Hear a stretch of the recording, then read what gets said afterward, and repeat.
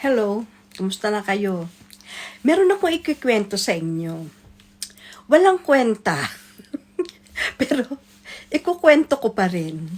Di ba alam naman nyo, March ngayon. Ngayon yung buwan ng mga kababaihan. Meron kaming group dito sa Madrid na group na mga kababaihan. AMFIL. Ang ibig sabihin nun Asociación Mujeres Filipina de Madrid. Yon ang ibig sabihin ng AMFIL. Siyempre, pag may ganyang celebration, alam niyo naman, mga Pinoy, siyempre, lagi diyang may kantahan, may sayawan, may pag-game pa nga pag minsan, at tapos, siyempre, hindi mawawala yung kainan. Ngayon, may mga group.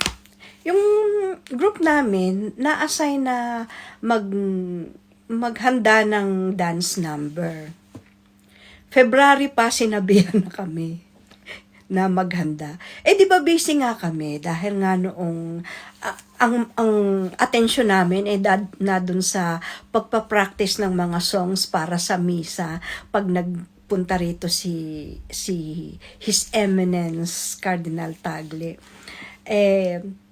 Doon nakatutok yung namin, yung aming attention. Doon kami nagpa-practice. Yun ang pinagpa-practicean namin mga kakantahin. So, yung dance number, hindi namin pinapansin.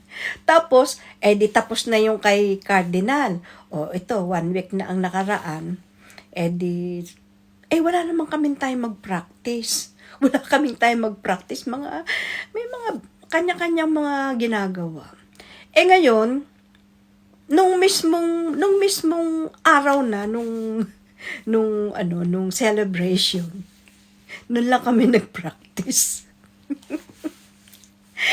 Kaya, ayan. Nung nag-perform na kami, yung hindi ka nag-practice, ano nga expectin mo?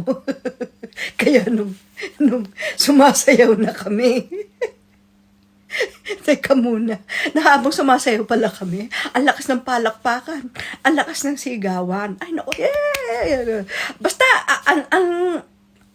kumbaga, ang lakas ng kanilang sigawan at palakpakan. Paano ba naman? Dahil nga wala kaming practice, habang sumasayaw kami, ang tugtog pa ng sayaw namin ay Chili Cha-Cha. Ay nga, sumasayaw kami. Dahil nga walang practice, abang sumasayaw. Merong yung iba pa, pasulong. Yung iba, paurong. Merong habang yung iba, pakanan. Yung iba naman, pakanan. Yung aming dance number, parang comedy. Kaya marami nagsisigawan at nagpapalakpakan.